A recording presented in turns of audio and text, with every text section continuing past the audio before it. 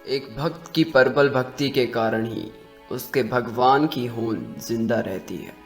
इसी तरह हर शताब्दी में कुछ ऐसे भक्त आए हैं जिनकी प्रबल भक्ति के बलबूते ही उनका नाम इतिहास में दर्ज हुआ है। इन भक्तों में से एक भक्त थी मीराबाई। मीराबाई 16वीं शताब्दी की एक कृष्ण भक्त और कवित्री थी। इनके गुरु रविदास जी थे। मीराबाई को कितनी बार जहर पिलाया गया, उनको कितनी बार हमला करा के मारने की कोशिश भी की गई, परंतु एक कृष्ण भक्त होने के कारण उन पे एक खरोच तक न आई। आइए परिचय कराते हैं इसी प्रबल कृष्ण भक्त के जीवन से। मीराबाई का जन्म सन 1498 ईस्वी में पाली के कुड़की गांव में दूधा जी के चौथे पुत्र रतन सिंह के घर हुआ। 9 साल की मीराबाई ने जब अपने राज में आती एक बारात में एक दूल्हे को देखा, तब उसने अपनी माता से एक प्रश्न किया, उनका दूल्हा कब आएगा। तो उनके बार बार इस प्रश्न को पूछने के कारण उन्होंने कहा कि वो देखो सामने, वो जो कृष्ण जी हैं वही तुम्हारे दूल्हा।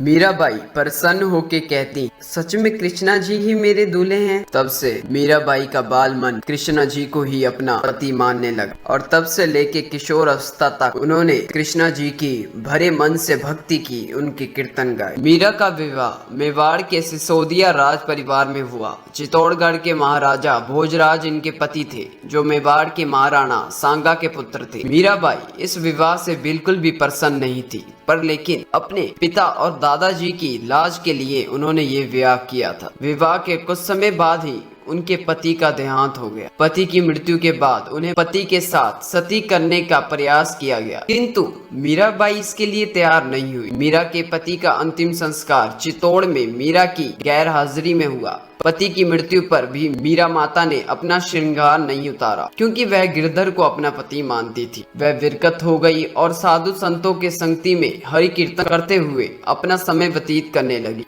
पति के परलोकवास के बाद इनकी भक्ति दिन प्रतिदिन बढ़ती गई। ये मंदिरों में जाकर वहां मौजूद कृष्ण भक्तों के सामने कृष्णा जी की मूर्ति के आगे नाचती रहती थी। मीराबाई का कृष्ण भक्ति में नाचना और गाना गाना राज परिवार को अच्छा नहीं लगा। उन्होंने उन्हें कई बार विष देकर मारने की कोशिश भी की। घर वालों के इस प्रकार के व्यवहार से परेशान होकर वह द्वारका और वृंदावन गए। वह जहाँ जाती थी वहाँ लोगों का सम्मान मिलता था। लोग उन्हें देवी के जैसा प्यार और सम्मान देते थे। मीरा का समय बहुत बड़ी राजनीतिक उथल पुथल का समय भी रहा। इसी समय ही बाबर ने हिंदुस्तान पर हमला किया और प्रसिद्ध खानवा का युद्ध भी इसी समय हुआ था। इन सभी परिस्थितियों के बीच मीरा का रहस्यवाद और भक्ति की निर्गुण मिश्रित सगुण हमेशा बनी रही।